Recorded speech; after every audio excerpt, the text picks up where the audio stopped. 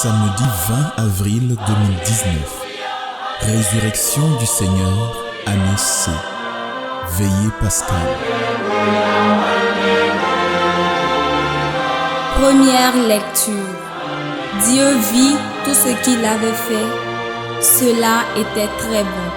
Genèse chapitre 1, verset 1 au chapitre 2, verset 2. Lecture du livre de la Genèse. Au commencement, Dieu créa le ciel et la terre. La terre était informe et vide. Les ténèbres étaient au-dessus de l'abîme, et le souffle de Dieu planait au-dessus des eaux. Dieu dit : que la lumière soit, et la lumière fut. Dieu vit que la lumière était bonne, et Dieu sépara la lumière des ténèbres.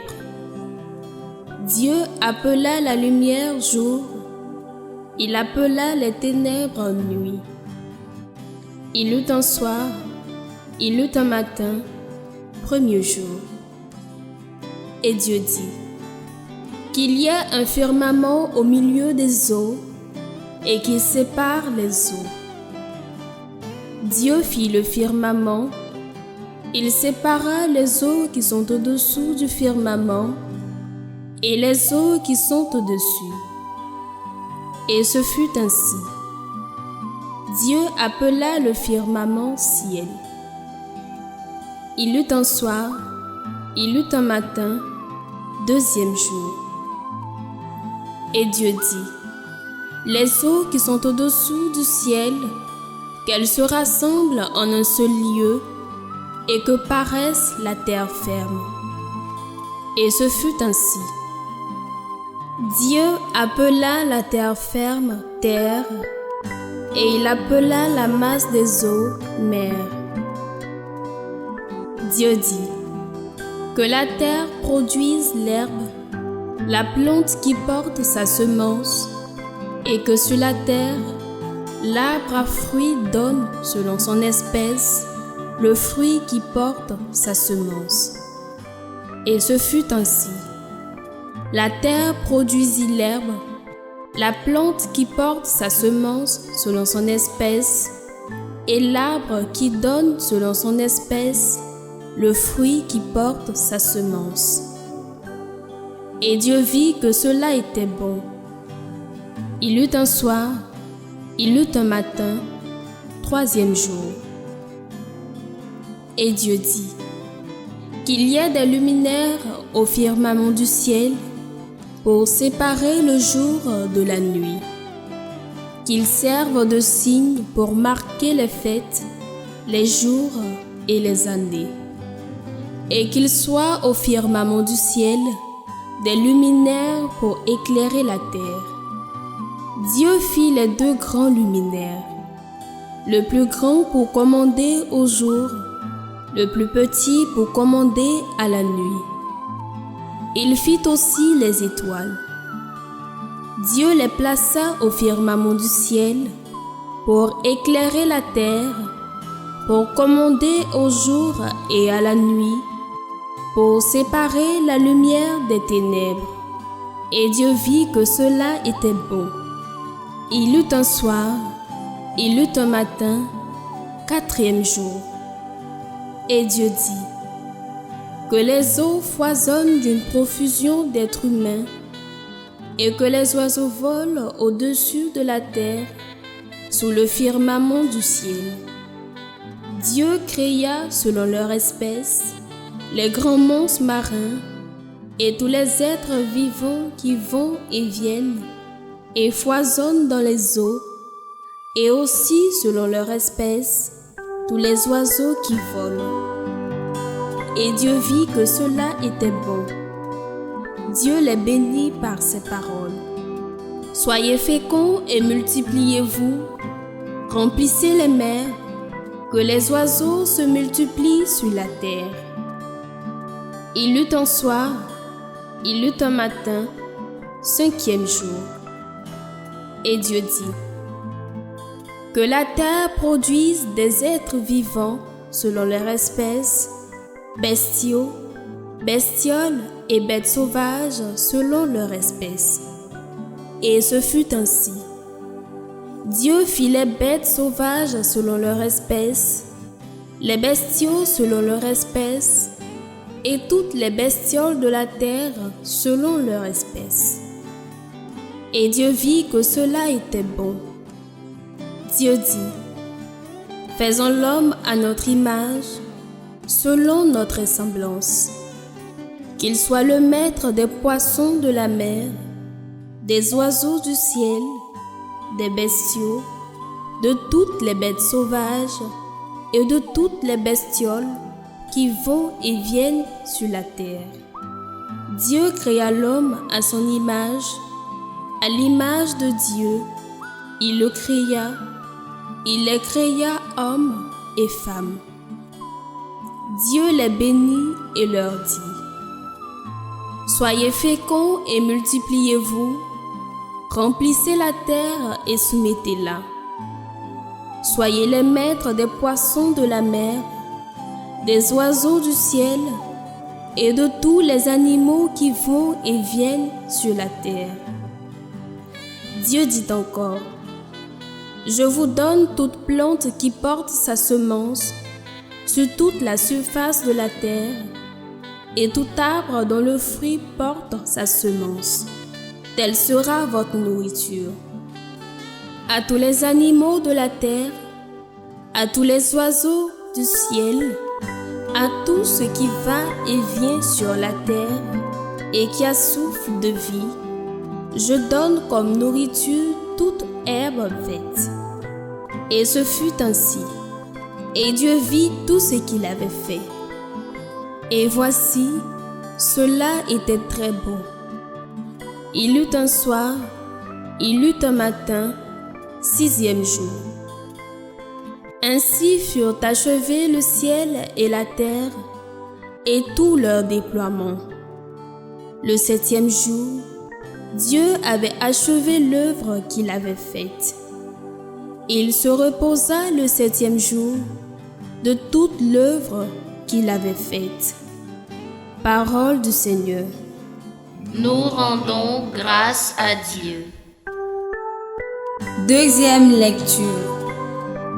Sacrifice et délivrance d'Isaac, le fils bien-aimé. Genèse chapitre 22, versets 1 à 18. Lecture du livre de la Genèse.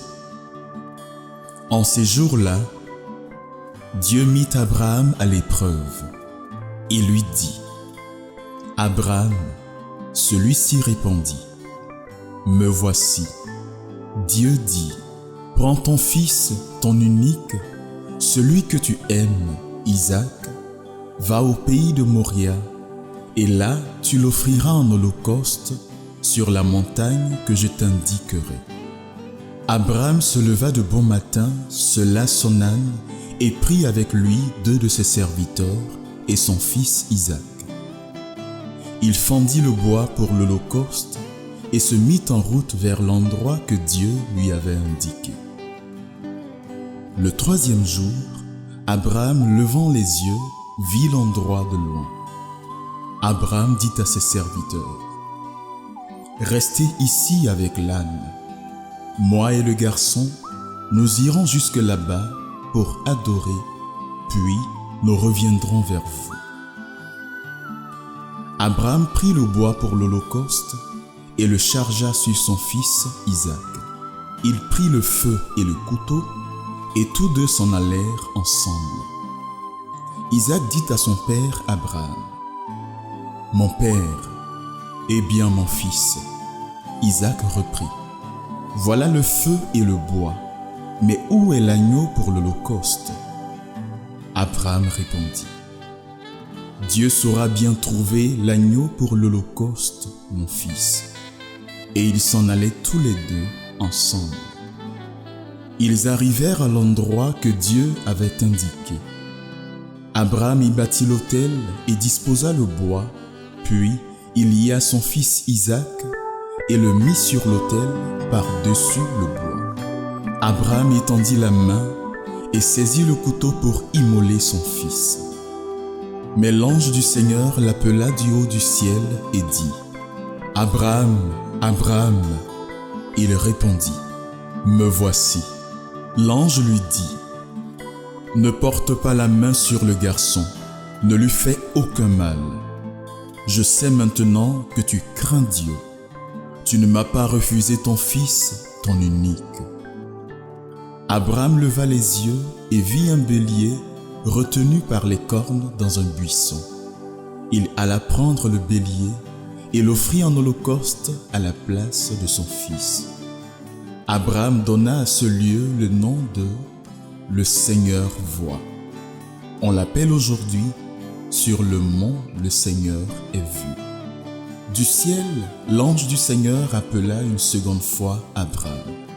Il déclara : « Je le jure par moi-même, oracle du Seigneur, parce que tu as fait cela, parce que tu ne m'as pas refusé ton fils, ton unique, je te comblerai de bénédictions, je rendrai ta descendance aussi nombreuse que les étoiles du ciel et que le sable au bord de la mer, et ta descendance occupera les places fortes de ses ennemis.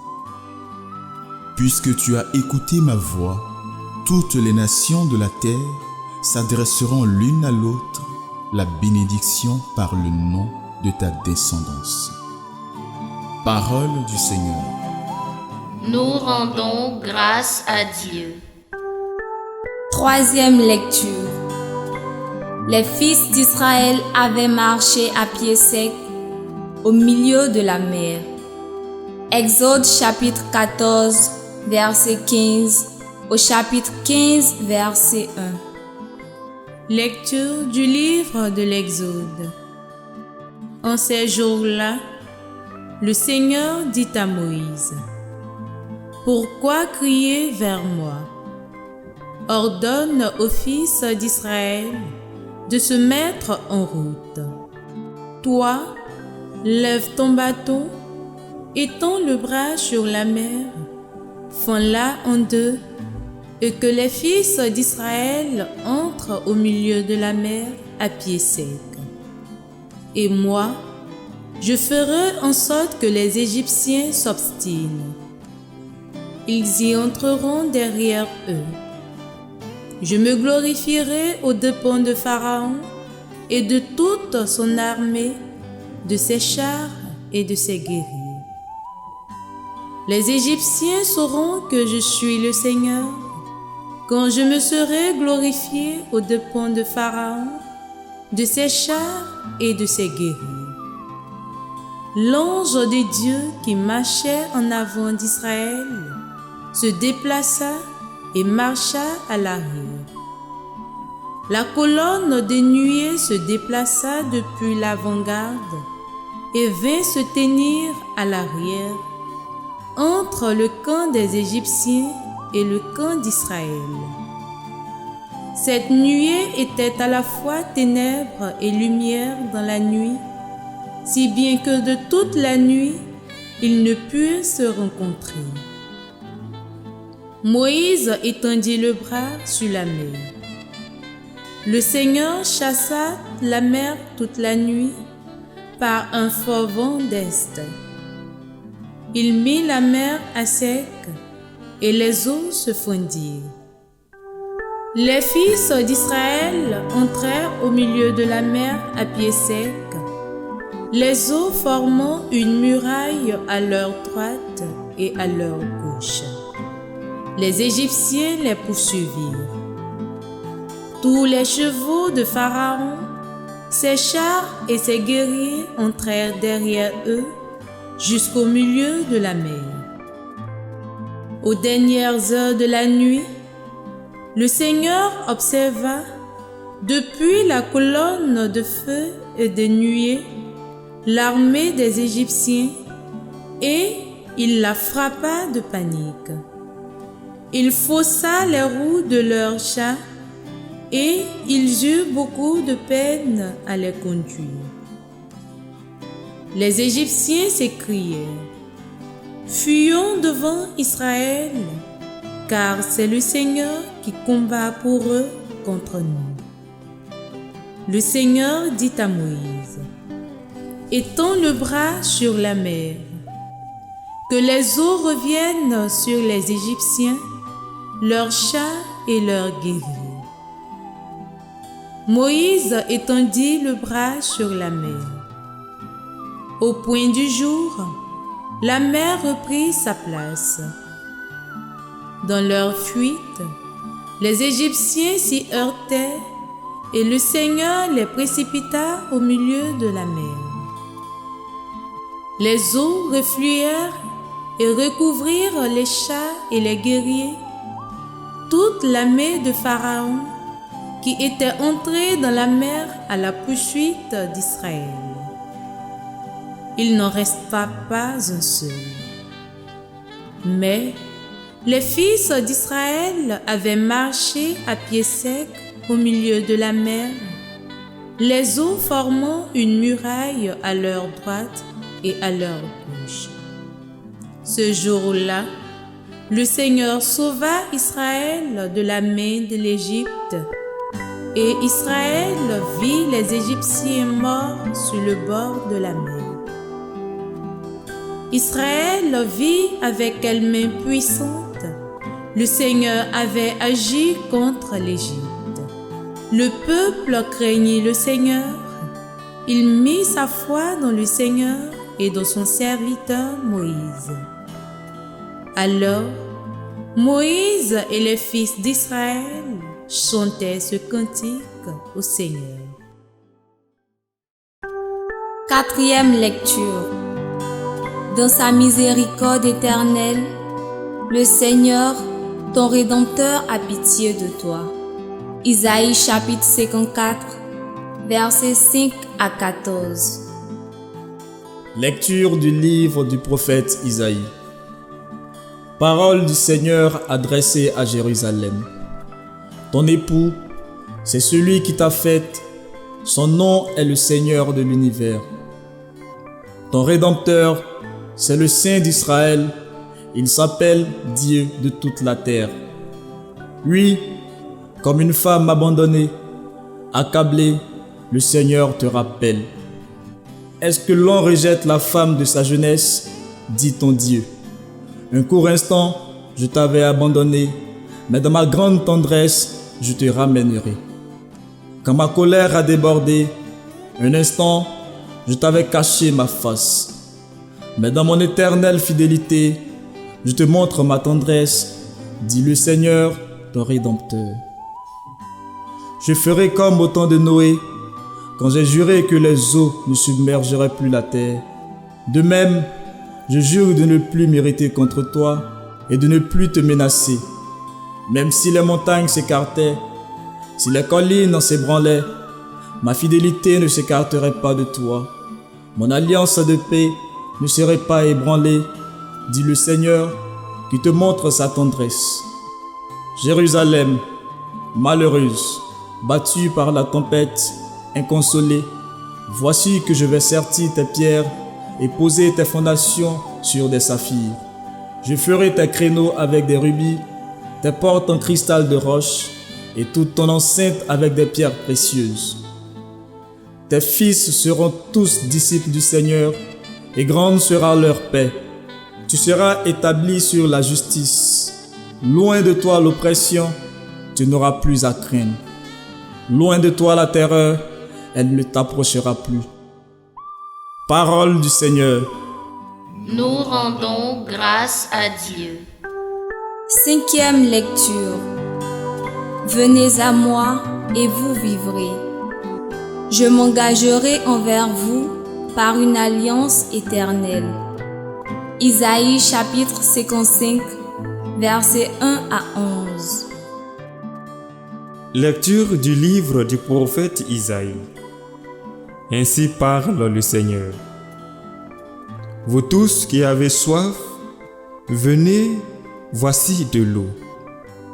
Même si vous n'avez pas d'argent, venez acheter et consommer. Venez acheter du vin et du lait, sans argent, sans rien payer.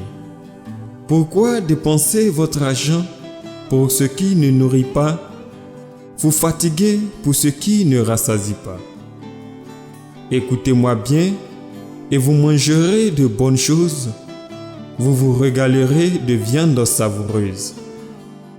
Prêtez l'oreille, venez à moi, écoutez et vous vivrez. Je m'engagerai envers vous par une alliance éternelle. Ce sont les bienfaits garantis à David. Lui, j'en ai fait un témoin pour les peuples, un guide et un chef. Toi, tu appelleras une nation inconnue de toi. Une nation qui ne te connaît pas accourra vers toi à cause du Seigneur ton Dieu, à cause du Saint d'Israël, car il fait ta splendeur. Cherchez le Seigneur tant qu'il se laisse trouver. Invoquez-le tant qu'il est proche. Que le méchant abandonne son chemin et l'homme perfide ses pensées. Qu'il revienne vers le Seigneur, qui lui montrera sa justice, vers notre Dieu qui est riche en pardon. Car mes pensées ne sont pas vos pensées, et vos chemins ne sont pas mes chemins, oracle du Seigneur.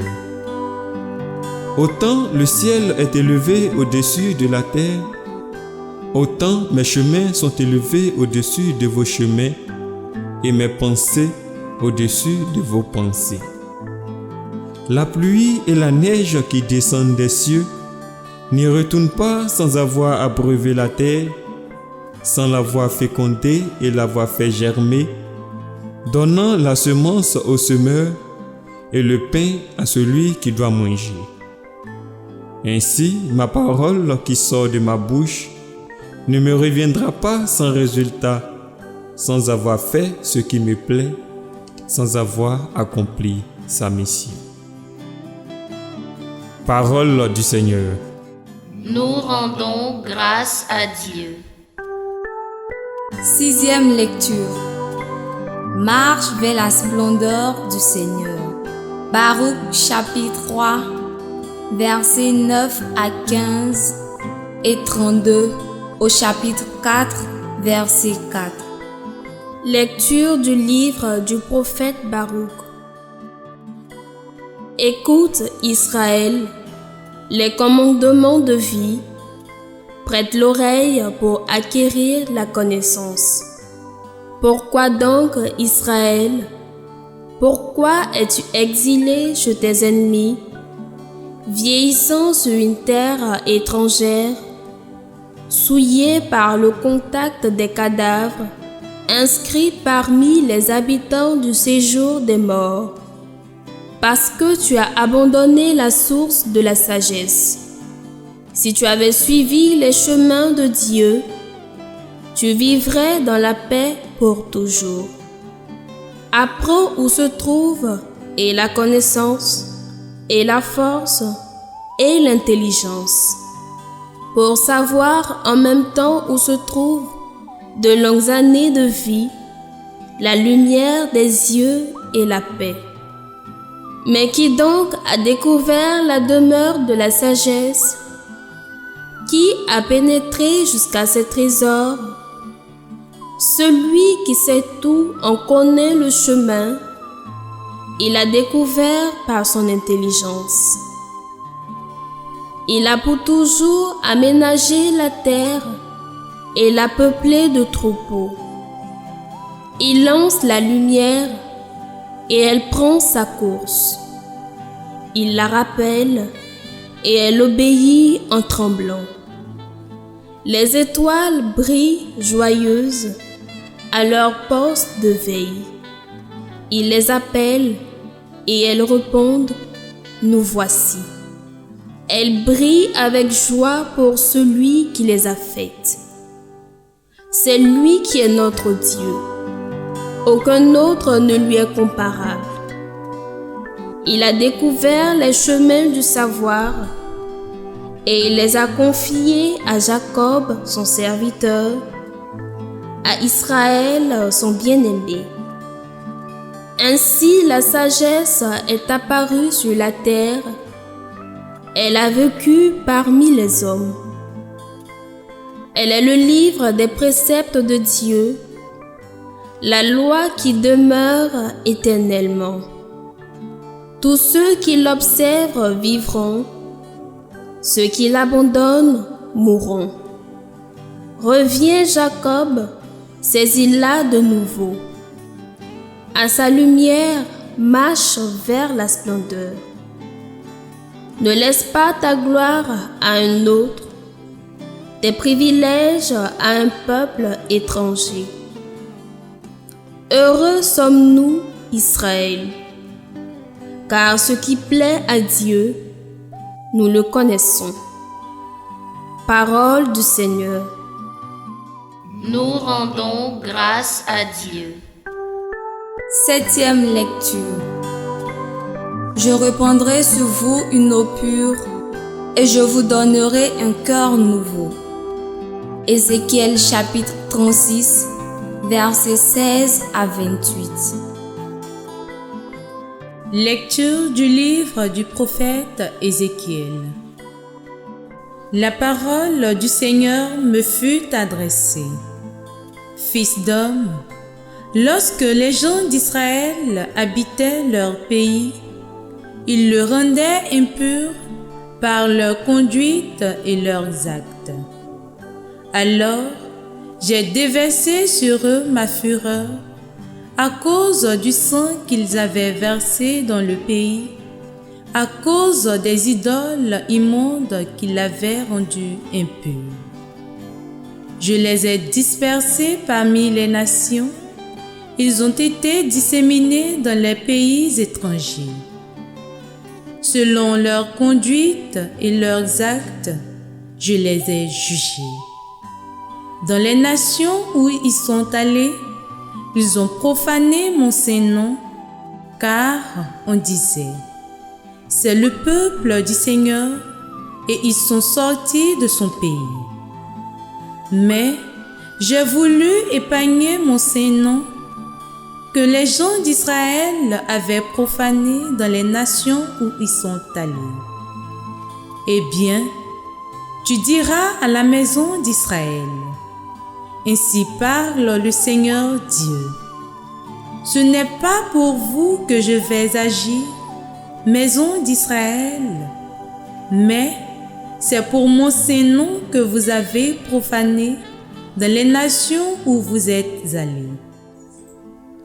Je sanctifierai mon grand nom, je sanctifierai mon grand nom, profané parmi les nations, mon nom que vous avez profané au milieu d'elles. Alors, les nations sauront que je suis le Seigneur, oracle du Seigneur Dieu. Quand, par vous, je manifesterai ma sainteté à leurs yeux. Je vous prendrai du milieu des nations, je vous rassemblerai de tous les pays, je vous conduirai dans votre terre. Je répandrai sur vous une eau pure et vous serez purifiés. De toutes vos souillures, de toutes vos idoles, je vous purifierai. Je vous donnerai un cœur nouveau, je mettrai en vous un esprit nouveau. J'ôterai de votre chair le cœur de pierre, je vous donnerai un cœur de chair. Je mettrai en vous mon esprit, je ferai que vous marchiez selon mes lois, que vous gardiez mes préceptes et leur soyez fidèles. Vous habiterez le pays que j'ai donné à vos pères.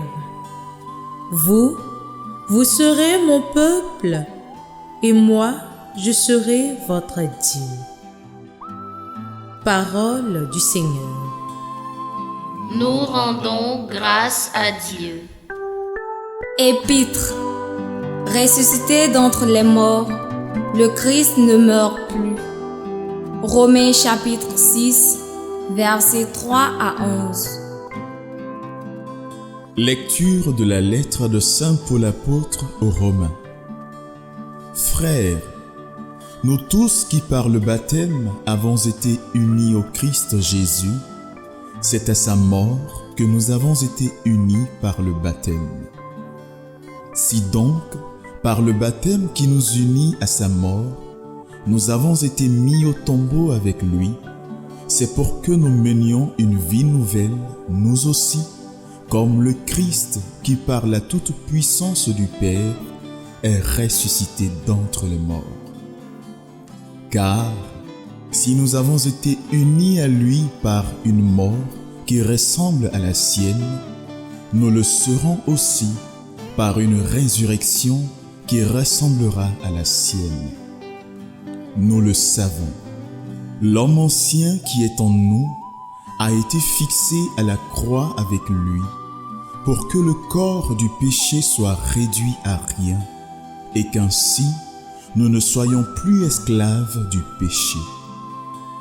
Car celui qui est mort est affranchi du péché. Et si nous sommes passés par la mort avec le Christ, nous croyons que nous vivrons aussi avec lui. Nous le savons en effet, ressuscité d'entre les morts, le Christ ne meurt plus. La mort n'a plus de pouvoir sur lui. Car lui qui est mort, c'est au péché qu'il est mort une fois pour toutes. Lui qui est vivant, c'est pour Dieu qu'il est vivant.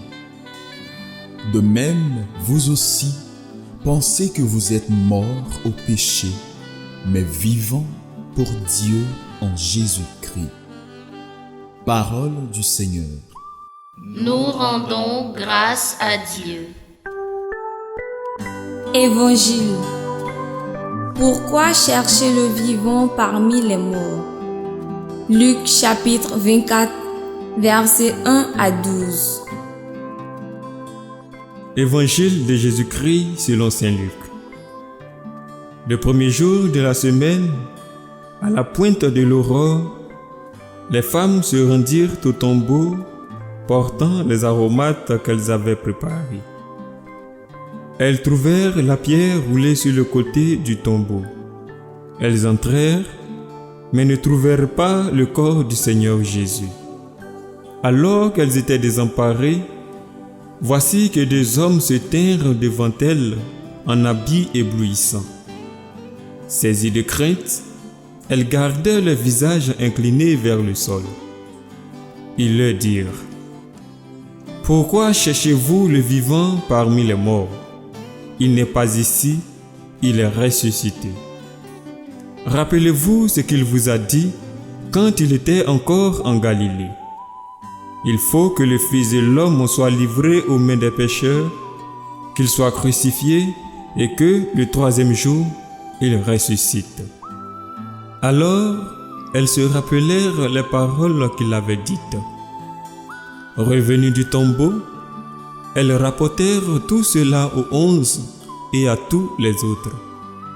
C'étaient Marie-Madeleine, Jeanne et Marie, mère de Jacques. Les autres femmes qui les accompagnaient disaient la même chose aux apôtres. Mais ces propos leur semblèrent délirants et ils ne les croyaient pas. Alors Pierre se leva et courut au tombeau. Mais en se penchant, il vit les linges et eux seuls. Il s'en retourna chez lui, tout étonné de ce qui était arrivé.